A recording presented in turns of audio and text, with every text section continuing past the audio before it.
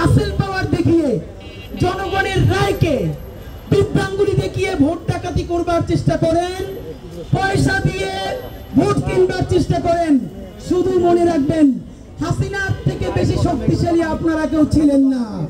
আপনাদের সন্তান, আপনাদের ভাই শরীফ ওসমান হাদিকে যদি আপনারা ইনশাআল্লাহ মনোনীত করে জাতীয় সংসদে পাঠান, আমি ওয়াদা করছি 1 টাকাও জনগণের 1 পয়সাও হারাম খাবো না, 1 টাকাও চাঁদাবাজি করব না, এবং আমাদের কাউকে 1 পয়সাও চাঁদাবাজি করতে দিব না। সুতরাং আমাদের ইনসাফ, আমরা ইনসাফের বাংলাদেশ চাই। সেই ইনসাফের বাংলাদেশে যে গণহত্যা করে নাই, ক্রিমিনাল অফেন্স করে নাই, দলমত নির্বিশেষে সবাই আমাদের ভাই, আমাদের বন্ধু, সবাইকে নিয়ে আমরা একটা নতুন বাংলাদেশ গড়তে চাই। এবং সেই নতুন বাংলাদেশ আমাদের নিজেদের মধ্য থেকে আমরা ওয়াদা দিচ্ছি 1টা পয়সা হারাম আমি এবং আমার ভাই বন্ধুরা খাবে না, আমরা কাউকে খেতেও দেব না।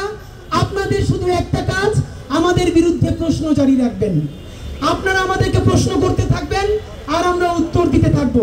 যখন মনে করব এই প্রশ্নের সঠিক উত্তর আমাদের কাছে নাই, তখন আমরা যেন পদত্যাগ করতে বাধ্য হই, আপনারা সেই প্রেসার তৈরি করবেন। একই সাথে বলতে চাই, আমরা যদি ভালো কাজ করি, আমরা যদি ইনসাফের বাংলাদেশ বিনির্মাণে একটু এগিয়ে যেতে পারি, সেটুকুনো আপনারা আমাদের সাথে থাকবেন বলে আমরা দৃঢ়ভাবে প্রত্যাশা করি।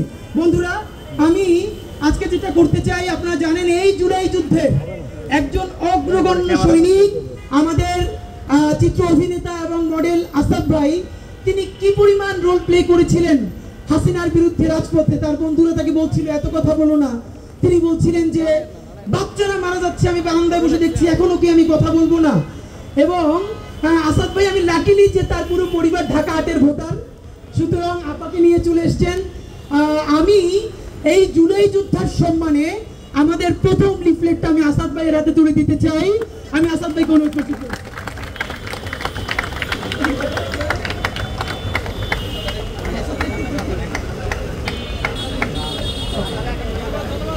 এরপরে আমরা আপনাদের কাছে লিফলেট পৌঁছে দিব।